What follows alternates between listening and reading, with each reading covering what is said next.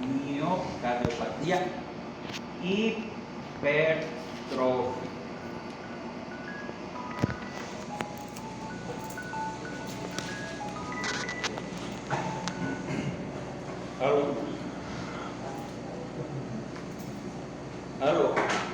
Aló, estoy dando clase.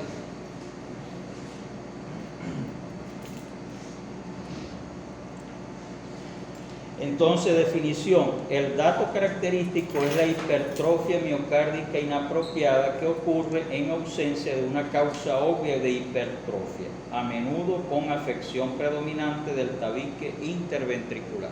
Si yo, cuando yo digo que no hay una causa obvia de hipertrofia, por ejemplo, porque si yo tengo una estenosis de la válvula aórtica y el ventrículo va a tener que eyectar la sangre en contra de una puerta que es la válvula aórtica,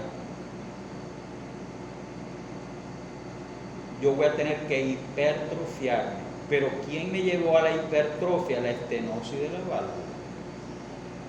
Pero aquí no va a haber nada porque las válvulas están normales. Por eso le dije, olvídense de válvula, de pericardio, de hipertensión y tal. Si tiene una hipertensión, también hay hipertrofia del ventrículo izquierdo.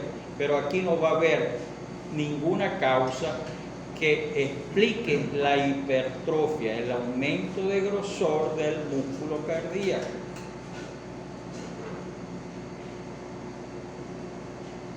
¿Cómo vamos a ver desde el punto de vista anatómico? Esta es una pieza que yo la tomé del néter.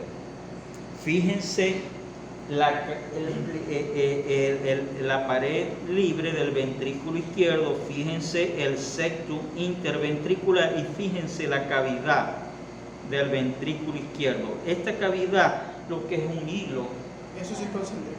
Eso sí es concéntrico porque el músculo crece hacia la cavidad. Y lo que antes pudiera ser cavidad que se llenase con sangre, ahora lo que va a estar ocupado por un músculo que creció para adentro, hacia adentro. Por eso es hipertrofia concéntrica. Cuando decimos excéntrica, que el músculo aumenta de grosor, pero hacia afuera. Entonces yo lo que digo, esto es un hilito.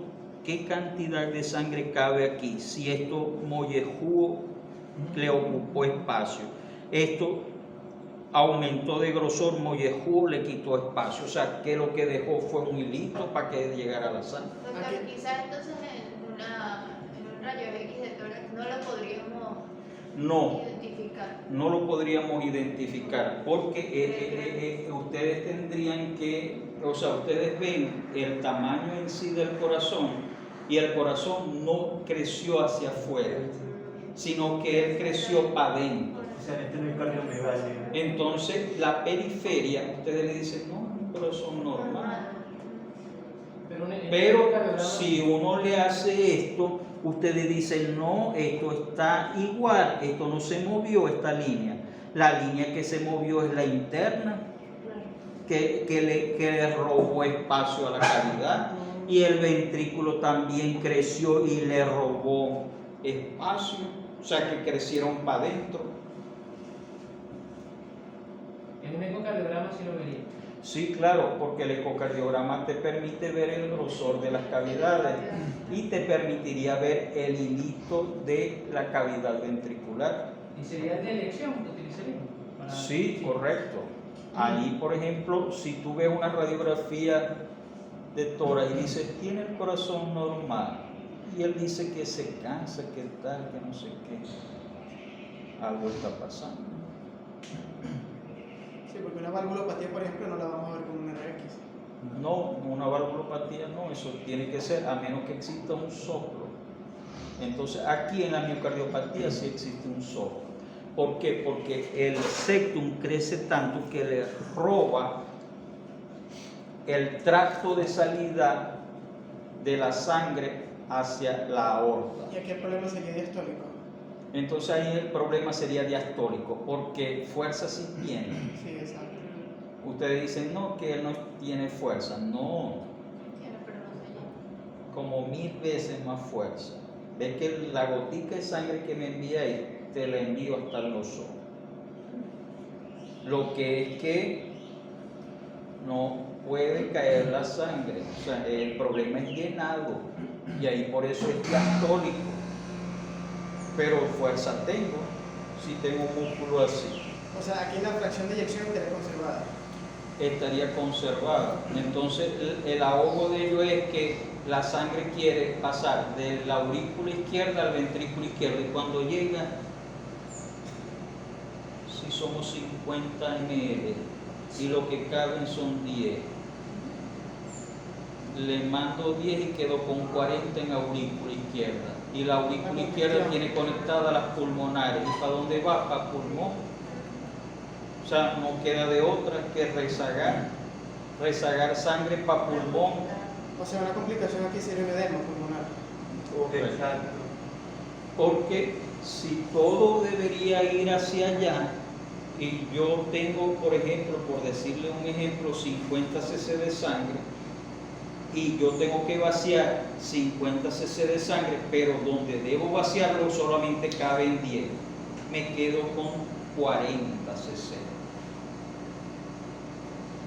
¿Dónde están esos 40 cc? En aurícula. ¿Y esa aurícula cómo está conectada con pulmón? Con las 4 venas pulmonares. Y de las venas pulmonares de forma retrógrada va a dar a pulmón. Va a dar una congestión. Una congestión pulmonar. Si yo le hago otro corte, en vez de esa forma, sino en un corte transversal, yo voy a conseguir un músculo sumamente engrosado con una cavidad muy estrecha.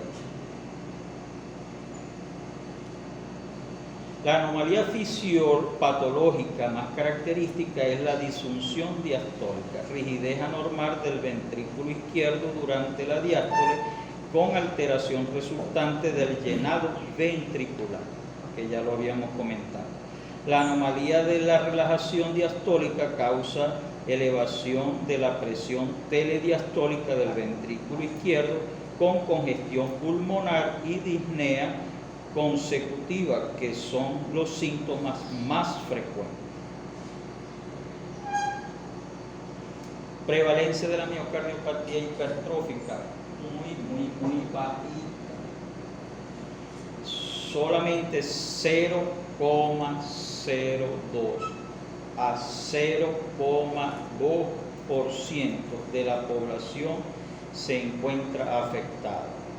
Anatomía patológica. En el examen macroscópico vamos a ver aumento notable de la masa miocárdica y pequeñez de las cavidades ventriculares.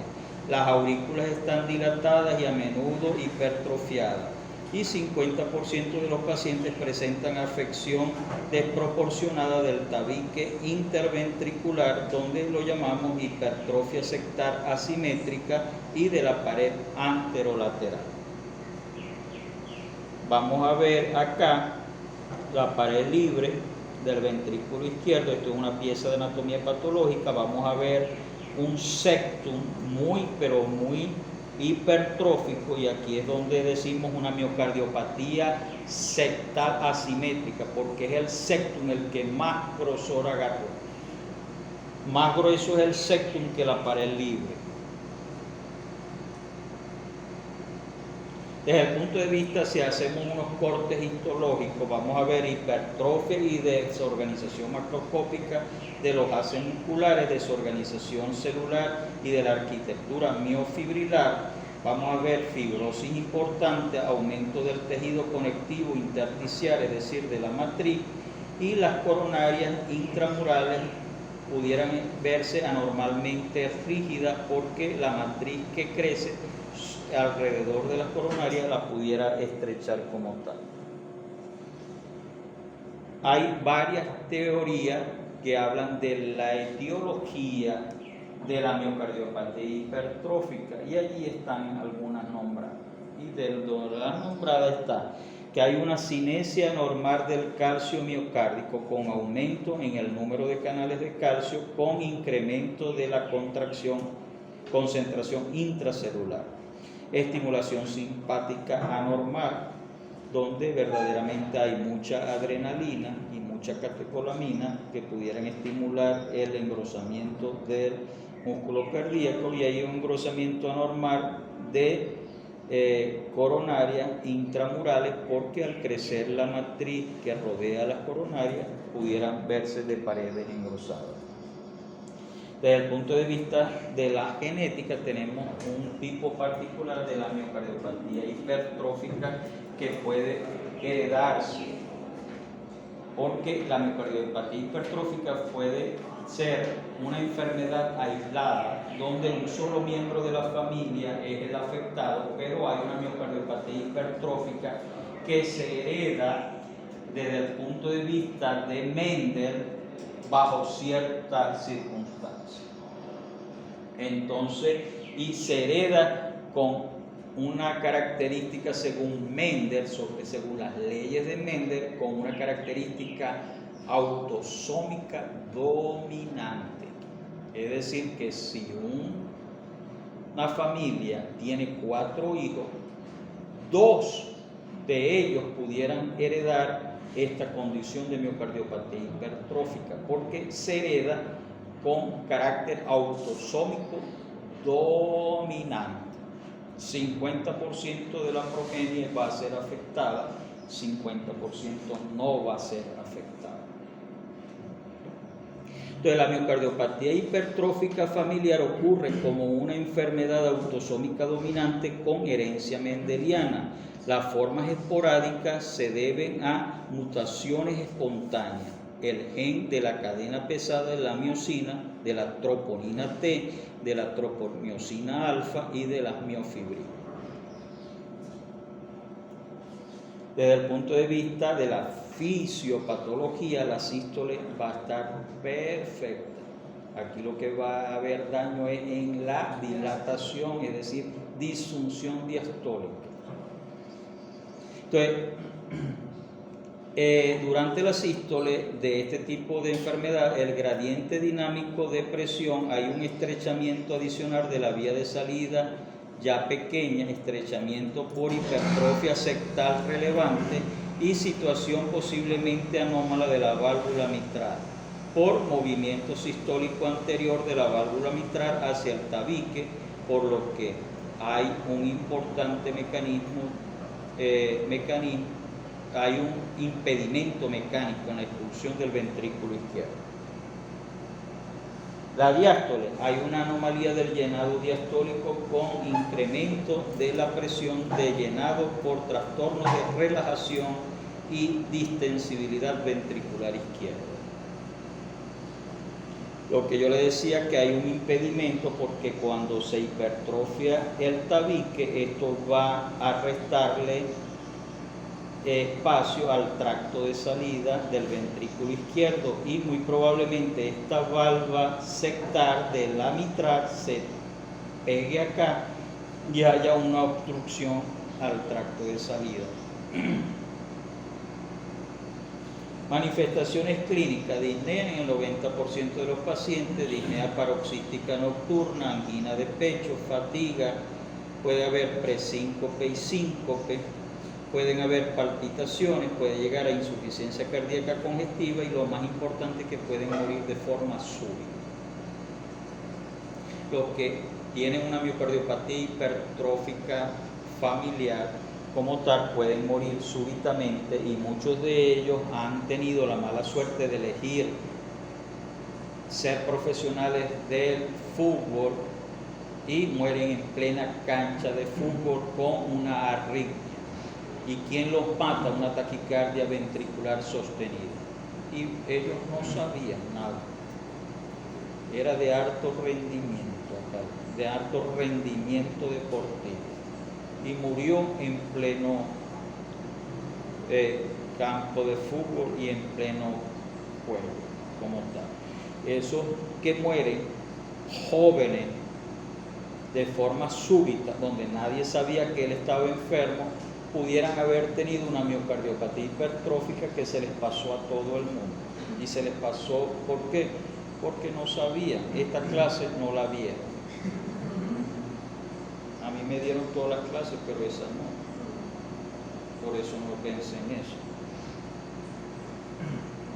Entonces las manifestaciones clínicas, muerte súbita puede ser desafortunadamente la primera manifestación clínica. Al examen físico vemos un AP desplazado hacia un lado, intenso y prolongado. El pulso venoso yugular muestra una onda A prominente. El pulso carotídeo se eleva intensamente y luego declina en mesodiástole, seguido de una elevación secundaria. Hay un cuarto ruido cardíaco que precede al primer ruido y corresponde al impulso presistólico apical. Puede haber un tercer ruido cardíaco y hay un desdoblamiento del segundo ruido. Ustedes dicen, aquí hay más ruido que una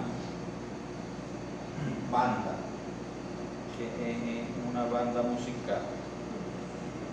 Primero, segundo ruido. Me dicen que puede haber un soplo sistólico por estrechamiento de la cuestión. Me dice que puede haber un tercer ruido y un cuarto ruido. O sea, aquí hay todo. Aquí ni siquiera ni el platillo de la banda deja de sonar, ni siquiera el pum pum de la cuestión, ni siquiera la charrasca, todo. Ahí suena todo. O sea, que vamos a tener el ritmo de galope. El ritmo de galope y ruido y ritmo de suma o galope de suma, porque hay un cuarto ruido. Loop, dup, dup, dup. Loop, dup, dup, dup. Ustedes tienen que verdaderamente ser muy expertos porque allí hay ruido para escoger. Es una miocardiopatía hipertrófica.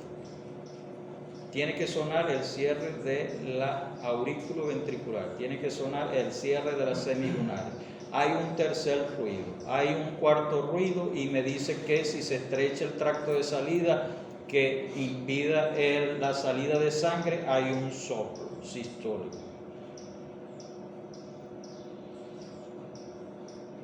La banda más extraordinaria está aquí sonando. Doctor, disculpe. Ahorita a las 8 tenemos examen. No, bueno, la suspendemos y la continuamos. Entonces nos quedaría por culminar la miocardiopatía hipertrófica y vamos a ver después la miocardiopatía de tipo restrictiva y con esto culminaríamos todas las clases para el examen del primer parcial. ¿Cómo está?